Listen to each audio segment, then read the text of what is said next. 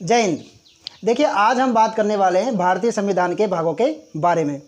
देखिए, कोई भी देश या राज्य जिसका शासन चलाना होता है हमें कि उसका शासन कैसे चलेगा, कैसे उसमें काम होगा, कैसे वहाँ की सरकार काम करेगी, इन सारी चीज़ों को चलाने के लिए कुछ नियम होते हैं और उन नियमों को कहीं ना कहीं लिखना होगा। और जहाँ पे भी उन नियमों को लिखा जाता है किसी न किसी कोई किताब में लिखा गया होगा। तो हमारे देश के शासन को चलाने के लिए जो नियम बनाए गए थे उन्हें जहाँ लिखा गया था उस किताब का नाम था कॉन्स्टिट्यूशन ऑफ इंडिया, भारत का संविधान। क्या था? भारत का संविधान। अब इस किताब के अंदर 22 लेसन है। क्या है?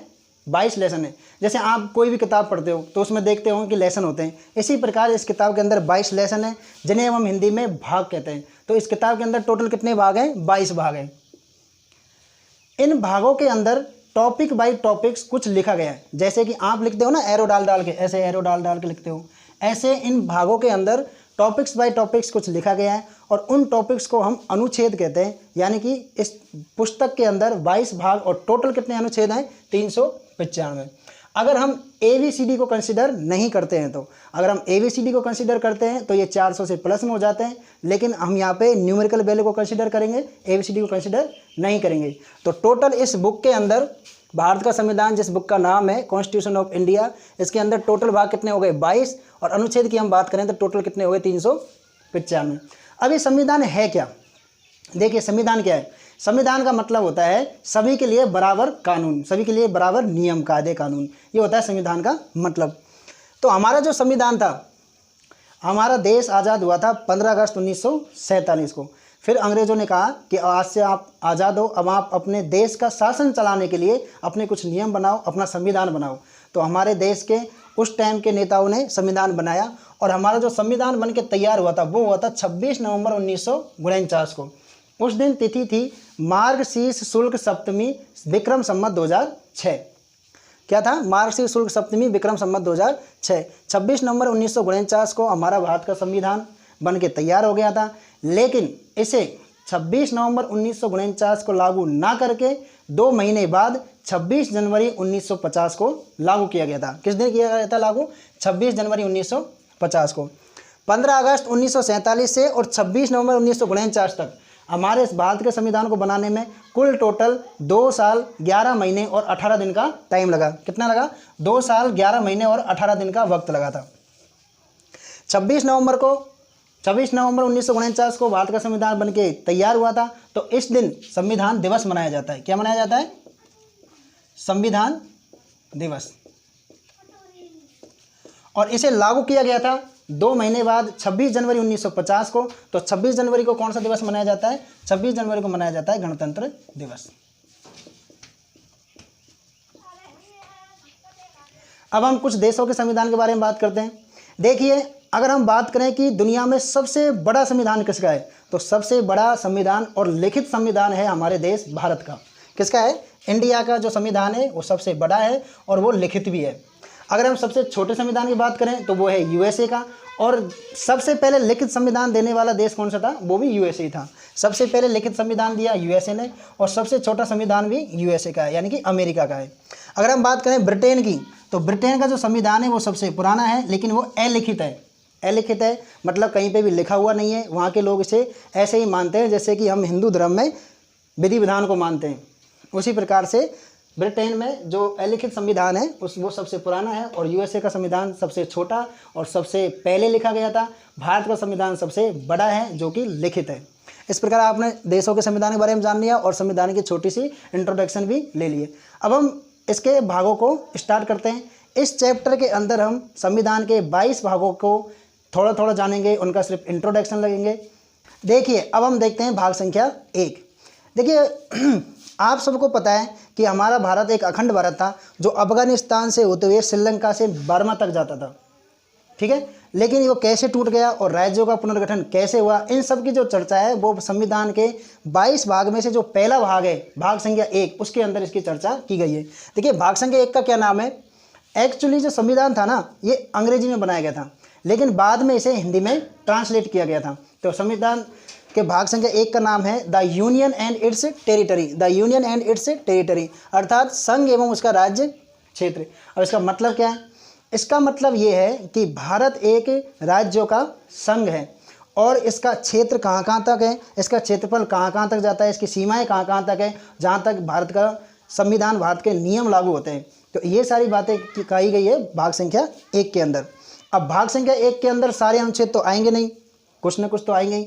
तो भाग संख्या 1 का जो विस्तार किया गया है वो अनुच्छेद 1 से और 4 के बीच में किया गया है। इसके अंदर ये बताया गया है कि भारत एक राज्यों का संघ है और उसके क्षेत्रफल कहाँ कहाँ तक है, जहाँ तक भारत की सीमाएं लगती है, जहाँ तक भारत का नियम लागू होता है। तो भाग संख्या 1 के अंदर संघ एवं उसका राज्य क्षेत्र है, राज्यों की सीमा है, राज्यों का नाम विस्तार वगैरह, सीमा का विस्तार कैसे करना है, किसी विदेशी राज्य को भारत में कैसे मिलाना है और अपने ही किसी वर्तमान राज्य में क्या परिवर्तन करना है, ये सारी चीज़ें भाग संख्या 1 के अंदर आती है। अब हम बात करते हैं नेक्स्ट भाग संख्या 2 की। देखिए भाग संख्या 2 के अंदर नागरिकता का वर्णन किया गया है कि नागरिकता में कैसे आ सकती है, कैसे जा सकती है, एनआरसी क्या है, सीईए क्या है, एनपीए क्या है, एनआरआई क्या होते हैं, इन सब की जो चर्चा की गई है वो इसी भाग संख्या 2 में नागरिकता के अंदर की गई है। नागरिकता का जो सबसे पहले वर्णन किया था वो किया था अरस्तु साहब ने। किसने किया था? अरस्तु साहब ने। नागरिकता का सबसे पहले वर्णन किसने किया? अरस्तु साहब ने किया था। भाग संख्या 2 के अंदर नागरिकता का वर्णन किया गया है और इसका जो विस्तार है वो अनुच्छेद 5 से और 11 तक किया गया है। कहाँ तक किया गया? अनुच्छेद 5 से 11 तक किया गया है। भारत में जो नागरिकता ली गई है वो ली गई है ब्रिटेन के संविधान से। ब्रिटेन की नागरिकता के हिसाब से हमारे देश की जो नागरिकता है वो एकहरी नागरिकता है। कैसी नागरिकता है? एकहरी नागरिकता है। ब्रिटेन से ली गई है और एकहरी नागरिकता हमारे देश की नागरिकता है। इसका मतलब होता है कि हमारे देश में जो नागरिकता है वो एकहरी है। हम सिर्फ एक देश के नागरिक हैं, राज्यों के हम नागरिक नहीं हैं। राज्यों में हम निवास करते हैं, राज्यों में हम रहते हैं, जबकि हम नागरिक हैं सिर्फ एक देश के। हम एक भारतीय हैं, राज्यों में तो सिर्फ हम रहते हैं।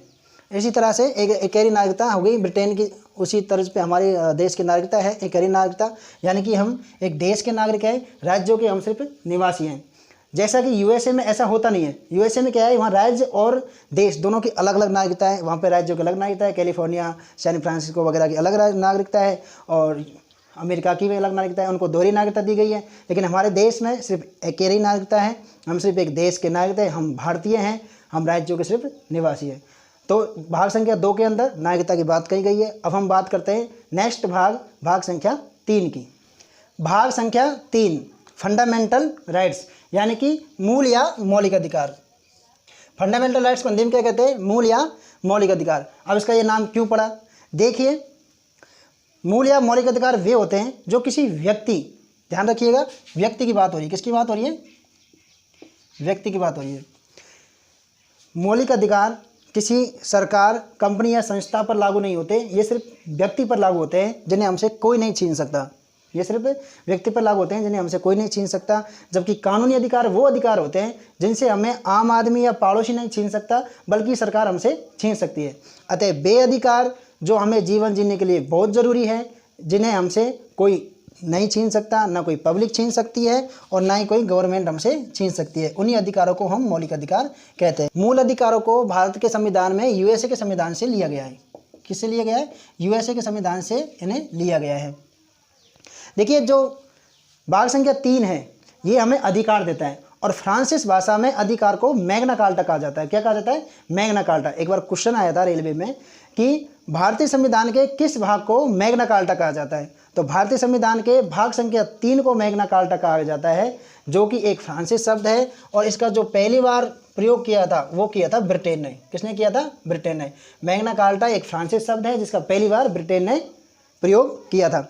अब भाग संख्या 3 में हमने मूल अधिकारों को जगह दी है, तो कहीं ना कहीं अनुच्छेद में भी जगह दी गई होगी। तो भाग संख्या 3 का जो विस्तार है वो अनुच्छेद 12 से लेकर और 35 तक किया गया है। कहाँ तक किया गया है? 12 से लेकर 35 तक किया गया है। राष्ट्रपति को इन्हें सस्पेंड करने का एक अधिकार दिया गया है। तो अगर मूल अधिकारों को सस्पेंड कौन कर सकता है? राष्ट्रपति। और अगर इन पर प्रतिबंध लगाना है तो वो कौन लगाती है? संसद। लेकिन अगर कोई आम आदमी और कोई इमरजेंसी नहीं होने के बावजूद अगर हमारे कोई मूल अधिकारों को छीनता है तो उसका रक्षक है सुप्रीम कोर्ट। तो हम अनुच्छेद 32 के तहत सुप्रीम कोर्ट में याचिका लगा सकते हैं। और अब एक बात बताइए आप, सुप्रीम कोर्ट की जो ब्रांच है वो एक ही है, वो है नई दिल्ली में। अब किसी को साउथ में कोई प्रॉब्लम हो गई मूल अधिकारों से संबंधित तो वो नई दिल्ली पहुंचेगा तो वैसे ही परेशान हो जाएगा। तो इसी चीज़ को ध्यान में रखते हुए एक सॉल्यूशन निकाला कि आप अनुच्छेद 32 के तहत तो सुप्रीम कोर्ट में याचिका लगा सकते हैं, लेकिन अगर आपसे सुप्रीम कोर्ट दूर है तो आप अपने नज़दीकी किसी हाई कोर्ट में अनुच्छेद 226 के तहत याचिका लगा सकते हैं।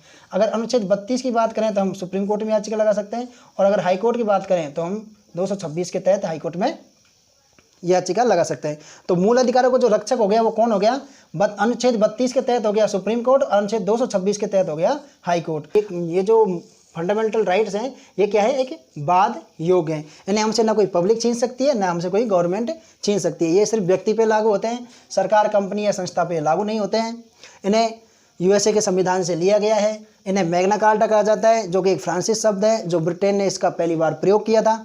अगर सस्पेंड करना है मूल अधिकारों को तो राष्ट्रपति साहब करते हैं, प्रतिबंध लगाती है संसद, और रक्षक की बात करें तो सुप्रीम कोर्ट और हाई कोर्ट है। यानी कि आप अनुच्छेद 32 के तहत सुप्रीम कोर्ट में और अनुच्छेद 226 के तहत हाई कोर्ट में याचिका लगा सकते हैं। तो भाग संख्या 3 फंडामेंटल राइट्स का अनुच्छेद 12 से 35 तक विस्तार किया गया है। अब हम समझते हैं भाग संख्या 4। भाग 4 का नाम है राज्यों के नीति निर्देशक तत्व, यानी कि directive principles of state policy. देखिए ये तत्व क्या हैं? राज्यों के जो नीति निर्देशक तत्व है इनको भारत के संविधान में आयरलैंड के संविधान से लिया गया है। कहाँ से लिया गया? आयरलैंड के संविधान से इनको लिया गया है। एक बार क्वेश्चन आया था कि भारत के संविधान में जो नीति निर्देशक तत्व है इनको आयरलैंड के संविधान से लिया है, तो आयरलैंड ने इन्हें किस देश के संविधान से लिया है? तो देखिए आयरलैंड ने इन्हें स्पेन के संविधान से लिया गया है। अब क्वेश्चन ये भी आ सकता है कि स्पेन ने किस देश से लिया था, तो वह आप याद करते रहिए। स्पेन ने उससे लिया था, उसने उससे लिया था, उसने उससे लिया था। देखिए ऐसा कुछ नहीं है, स्पेन ने खुद बनाया था और अपने संविधान में जोड़ा था, लेकिन भारत ने आयरलैंड के संविधान से लिया है और आयरलैंड ने लिया है स्पेन के संविधान से। देखिए नीति निर्देशक तत्व ऐसे तत्व हैं जो देश के लिए आवश्यक हैं, लेकिन संविधान बनाते वक्त सरकार के पास इतना धन एवं संसाधन नहीं था कि इन्हें उपलब्ध करा सके।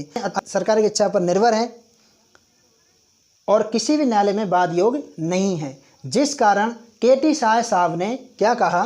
केटी शाह साहब ने कहा कि ये तत्व उस चेक के समान है जिसका भुगतान बैंक अपनी इच्छा के अनुसार करता है। क्या कहा कि ये जो डीपीएसपी है, इनका शॉर्ट नाम है DPSP, directive principles of state policy, ये ऐसे तत्व हैं, ये उस चेक के समान है जिसका भुगतान बैंक अपनी इच्छा के अनुसार करता है। यानी कि ये देश के लिए आवश्यक है, ये सरकार की इच्छा पर निर्भर करते हैं। अब वो चाहे तो इन्हें दे सकती है और नहीं चाहे तो नहीं दे सकती। हम किसी भी न्यायालय में जाके इन पर वाद विवाद नहीं कर सकते, जैसे कि हम मौलिक अधिकार में कर सकते हैं, अनुच्छेद 32 के तहत सुप्रीम कोर्ट में और अनुच्छेद 226 के तहत हाई कोर्ट में कर सकते हैं।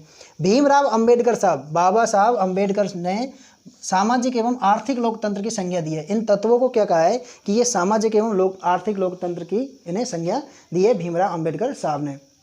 देखिए BN राव साहब जो थे हमारे संविधान के सलाहकार थे, संविधान निर्माता जो कमेटी थी उसके सलाहकार थे BN राव साहब। इन्होंने नीति निर्देशक तत्व को second types of fundamental rights कहा है, यानी कि दूसरे प्रकार के मूल अधिकार कहा है। क्या कहा है BN राव साहब ने? BN राव साहब ने इन्हें second types of fundamental rights कहा है, यानी कि दूसरे प्रकार के मौलिक अधिकार इन्हें कहा है। देखिए ये एक प्रकार के मौलिक अधिकार है। कैसे? अनुच्छेद 45 में कहा गया है कि 6 से 14 वर्ष के बच्चों को सरकार निःशुल्क शिक्षा देगी। अब ये नीति निर्देशक तत्व में, अब ये देगी तो देगी, नहीं देगी तो नहीं भी देगी। तो क्या हुआ? 86वां संविधान संशोधन 2002 के तहत 45वें अनुच्छेद से उस चीज़ को निकाल के और 21 के क में मौलिक अधिकार, देखिए मौलिक अधिकार 12 से 35 के बीच में, और इसी के बीच में आता है 21 और इसी में आता है 21 का ए, यानी 21 का क। इसमें 86वां संविधान संशोधन के तहत 6 से 14 वर्ष के बच्चों को सरकार अनिवार्य शिक्षा देगी। अब ये मौलिक अधिकार होगा तो देगी, और तभी से ही ये मौलिक अधिकार में इन्हें हमें मौलिक अधिकार में रख दिए गए। तो ये क्या है कि एक सेकंड प्रकार के मौलिक अधिकारी हैं। उस टाइम सरकार के पास ना पैसा नहीं था, धन नहीं था, संसाधन नहीं थे, जिस कारण हमें ये दे नहीं सके।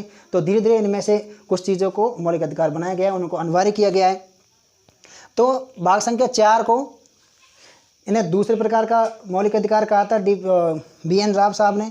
तो इन्हें मौलिक अधिकार के जस्ट बाद में रखा, मौलिक अधिकारों को भाग संख्या 3 में रखा और इन्हें भाग संख्या 4 में रखा।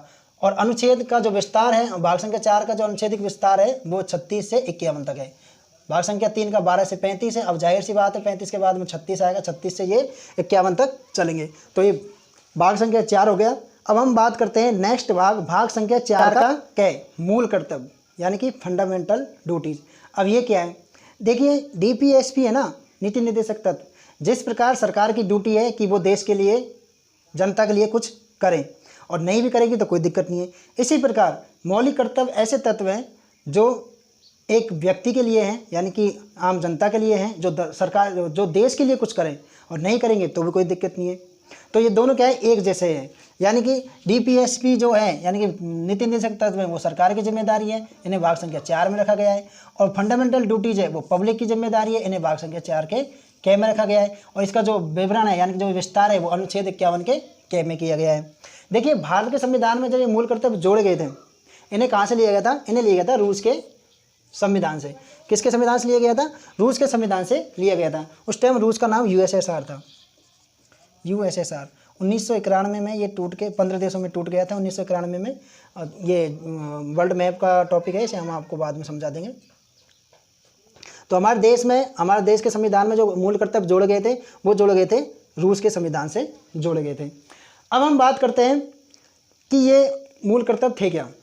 देखिए जो मूल संविधान था, जब संविधान बनाया गया था, तो मूल संविधान में ये मौलिक कर्तव्य थे ही नहीं। 42वां संविधान संशोधन 1976 के तहत 10 मूल कर्तव्य जोड़े गए, और 86वां संविधान संशोधन 2002 के तहत एक और मूल कर्तव्य जोड़ा। तो अगर हम वर्तमान की बात करें तो कुल टोटल कितने मूल कर्तव्य हैं? 11 मूल कर्तव्य हैं।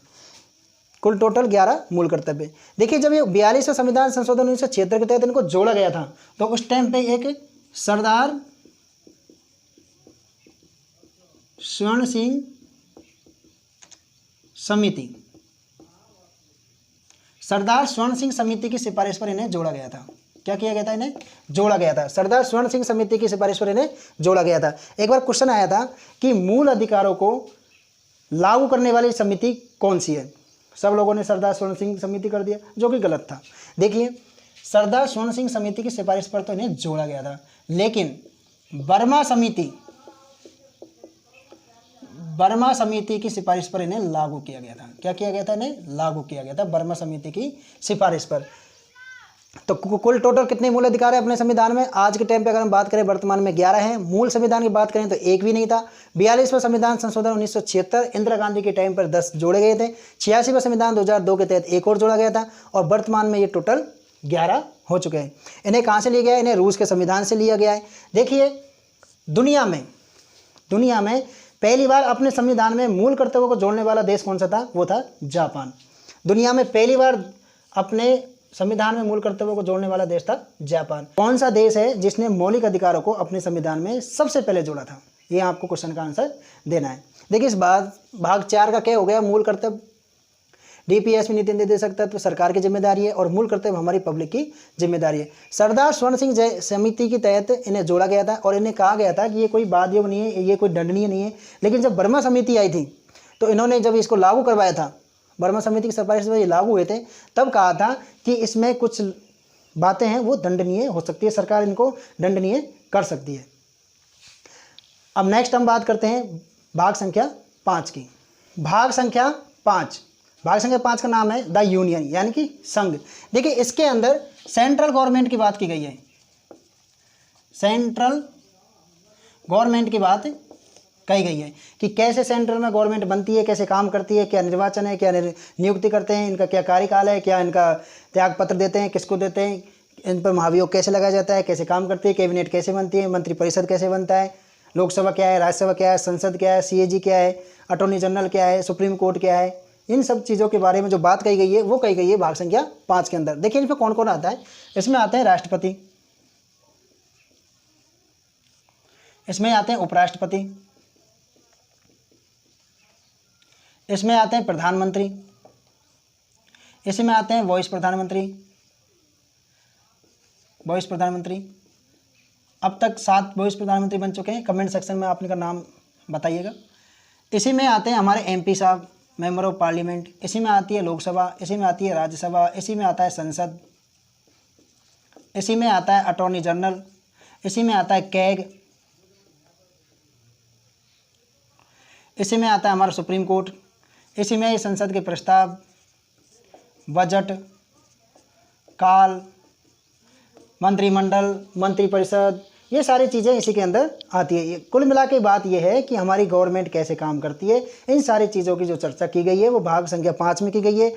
भाग संख्या 5 भारतीय संविधान का सबसे बड़ा भाग है। इसमें जो अनुच्छेद कंसिडर किए गए हैं वो है अनुच्छेद 52 से 151 तक, यानी कि भाग संख्या 5 का जो विवरण है वो अनुच्छेद 52 से लेकर 151 तक है। तो हम देखते हैं अब नेक्स्ट भाग संख्या 6। भाग संख्या 6 राज्य। इसमें क्या कहा गया है, इसमें स्टेट गवर्नमेंट की बात की गई है, स्टेट गवर्नमेंट की बात कही गई है। देखिए इसमें स्टेट गवर्नमेंट कैसे चलती है, कैसे काम करती है, इन सारी चीज़ों के बारे में इसमें बताया गया है। देखिए भाग संख्या 5 में जहाँ राष्ट्रपति थे, देखिए भाग संख्या 5 में राष्ट्रपति थे, यहाँ पे क्या आ जाएंगे, वो राज्यपाल आ जाएंगे। वहाँ पे प्रधानमंत्री थे, यहाँ पे मुख्यमंत्री आ जाएंगे, चीफ मिनिस्टर। वहाँ प्राइम मिनिस्टर थे, यहाँ चीफ मिनिस्टर। वहाँ मेंबर ऑफ पार्लियामेंट यानी एमपी थे, यहाँ पर मेंबर ऑफ लेजिस्लेटिव असेंबली यानी कि एमएलए आ जाएंगे। वहाँ पर लोकसभा थी, यहाँ पर विधानसभा हो जाएगी। वहाँ पर राज्यसभा थी, यहाँ विधान परिषद हो जाएगा। वहाँ पर संसद थी, यहाँ विधानमंडल हो जाएगा। वहाँ पर सुप्रीम कोर्ट, यहाँ हाई कोर्ट हो जाएगा। वहाँ पर अटॉर्नी जनरल, यहाँ पर एडवोकेट जनरल हो जाएगा। प्रस्ताव, बजट काल, ये सब सेम चलते हैं। जिस तरह से संसद में चलते हैं इस तरह से यहाँ पे सब सेम चलते हैं। भाग संख्या 5 में सेंट्रल गवर्नमेंट की बात कही गई है और भाग संख्या 6 में स्टेट गवर्नमेंट की बात कही गई है। देखिए भाग संख्या जो 5 था उसमें अनुच्छेद की अगर हम बात करें तो वो थे 52 से लेके 151 तक। तो जाहिर सी बात है भाग संख्या 6 स्टार्ट कहाँ से होगा, 152 से, और जाएगा कहाँ तक, 237 तक। तो भाग संख्या 6 में किस चीज़ की बात कही गई है, राज्यों की बात कही गई है। अब हम नेक्स्ट समझते हैं भाग संख्या 7 के बारे में। भाग संख्या 7, भाग संख्या 7 में खंड बी के राज्यों के बारे में कहा गया है। और अनुच्छेद की अगर हम बात करें तो टोटल अनुच्छेद है इसमें 238, यानी टोटल 101 की अनुच्छेद की बात कही है, अनुच्छेद 238 की। ठीक है, देखिए 7वां संविधान संशोधन के तहत इस भाग संख्या 7 को खत्म कर दिया गया था। किसके तहत, 7वां संविधान संशोधन 1956 के तहत फजल अली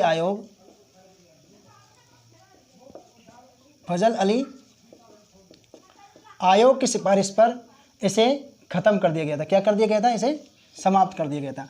अब आप बताइए फजल अली आयोग का जो गठन किया गया था वो किस लिए किया गया था। देखिए फजल अली आयोग का जो गठन किया गया था वो राज्यों के पुनर्गठन के लिए किया गया था। इसका जो गठन किया गया था 1953 में किया गया था, और इसने जो अपनी रिपोर्ट दी थी 1956 में दी थी। राज्यों के पुनर्गठन के हिसाब से फजल अली आयोग का गठन किया गया था। 7वां संविधान संशोधन 1956 के तहत फजल अली आयोग की सिफारिश पर इस भाग को समाप्त कर दिया गया है। और ये जो फजल अली आयोग का जो गठन किया गया था वो किया था राज्यों के पुनर्गठन करने के लिए। तो भाग संख्या 7 हो गया। अब हम समझते हैं नेक्स्ट भाग संख्या 8 के बारे में। भाग संख्या 8 यूनियन टेरिटरी यानी कि केंद्र शासित प्रदेश। देखिए केंद्र शासित प्रदेश क्या होते हैं, संघ शासित प्रदेश या केंद्र शासित प्रदेश क्या होते हैं, जहाँ पर सीधा केंद्र का ही शासन चलता हो, केंद्र का शासन चलता हो। यहाँ पे सीधा राष्ट्रपति का शासन चलता है और राष्ट्रपति यहाँ पे अपना एक निर्वाचन आदमी भेजते हैं नियुक्त करके, जैसे कि उपराज्यपाल हो या फिर प्रशासक हो, यहाँ पे भेजते हैं। अगर हम वर्तमान भारत की बात करें तो वर्तमान में कितने केंद्र शासित प्रदेश हैं, 8। नाम देखते हैं, न्यू दिल्ली, जम्मू एंड कश्मीर, लद्दाख,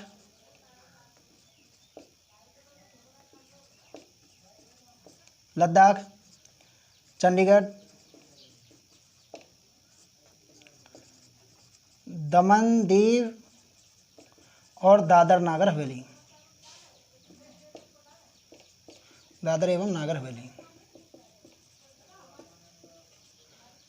कितने हो गए, 1 2 3 4 5।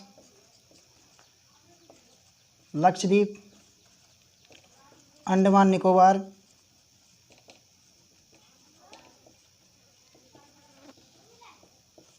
तथा पांडिचेरी। हाल ही में पांडिचेरी में इलेक्शन हुए हैं, इसको पुद्दुचेरी भी कहते हैं।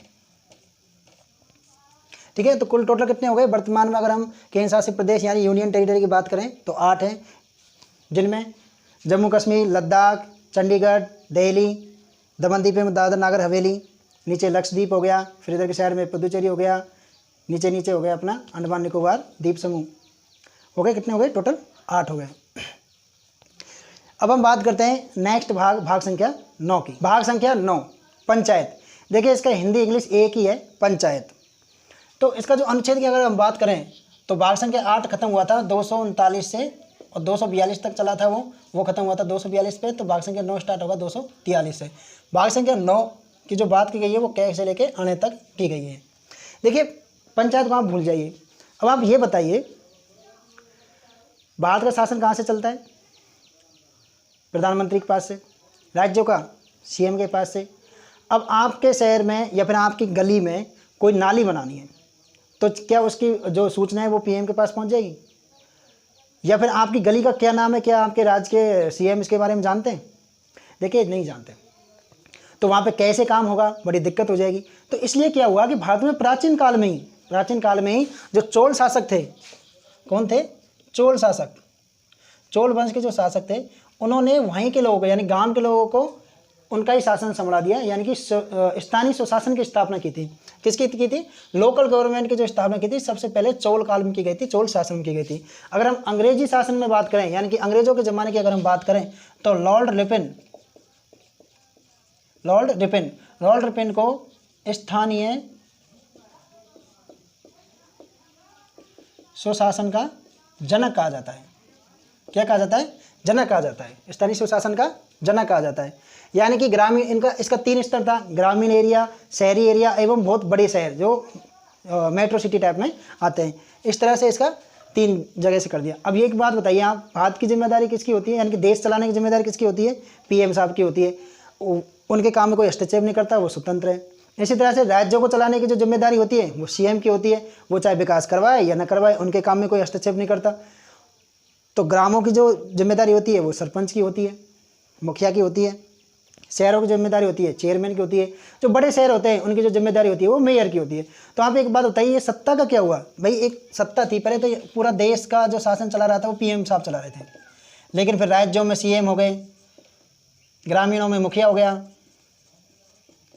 शहरों में चेयरमैन हो गया और बड़े शहरों में हो गया मेयर, महापौर। तो क्या हुआ? ये क्या हो गया? ये सत्ता का विकेंद्रीकरण हो गया। क्या हो गया? सत्ता का विकेंद्रीकरण हो गया। देखिए जब पंचायत राज की जो स्थापना की गई थी वो पंडित जवाहरलाल नेहरू साहब ने की गई थी, और ये की गई थी बलवंत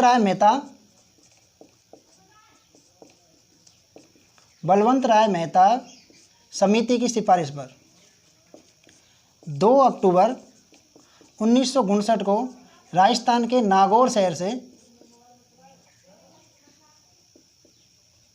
राजस्थान के नागौर से इसकी स्थापना, पंचायत राज जो शासन थी उसकी नींव रखी थी 2 अक्टूबर 1959 से। लेकिन 73वां संविधान संशोधन 1993 के तहत 24 अप्रैल 1993 को पंचायती राज्यों को संवैधानिक दर्जा दिया गया था। क्या दिया गया था? संवैधानिक दर्जा दिया गया था। और उस टाइम पंचायती राज्यों को लागू करने वाला जो पहला राज्य था वो था कर्नाटक। कौन सा था? कर्नाटक का। संवैधानिक दर्जा के तहत 24 विषय पर पंचायतों को कानून बनाने का अधिकार दिया गया था। तो आई समझ में आपको? भाग संख्या 9 के अंदर पंचायतों की बात की गई है जो कि सत्ता का विकेंद्रीकरण करते हैं। अब हम बात करते हैं भाग संख्या 9 के कै की। भाग संख्या 9 का कै, इसमें नगर पालिका की बात कही गई है। अगर हम अनुच्छेद की बात करें तो 243 का ट, या और 6 को इसमें कंसिडर किया गया है। देखिए नगर पालिका का मतलब छोटे, मध्यम एवं बड़े शहरों को इसमें कंसिडर किया गया, उनके शासन की व्यवस्था के बारे में बताया गया है। 74वां संविधान संशोधन 1993 के तहत 1 जून 1993 को भारतीय संविधान में 12वीं अनुसूची को जोड़ा और नगर पालिका को 18 विषयों पर कानून बनाने का अधिकार दिया गया था। कब दिया गया था? 74वें संविधान संशोधन 1993 के तहत 1 जून 1993 को संविधान में 12वीं अनुसूची जोड़ी गई और नगर पालिका को 18 विषयों पर कानून बनाने का अधिकार दिया गया था। और 73वां संविधान संशोधन 1993 के तहत 24 अप्रैल 1993 को पंचायतों को संवैधानिक दर्जा दिया संवैधानिक दर्जा दिया और संविधान में 11वीं अनुसूची जोड़ी।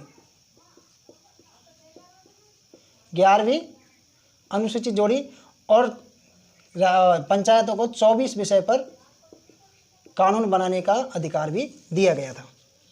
इस तरह से भाग संख्या 9 का क्या हो गया। अब हम देखते हैं भाग संख्या 9 का ख। देखिए भाग संख्या 9 का ख सहकारिता।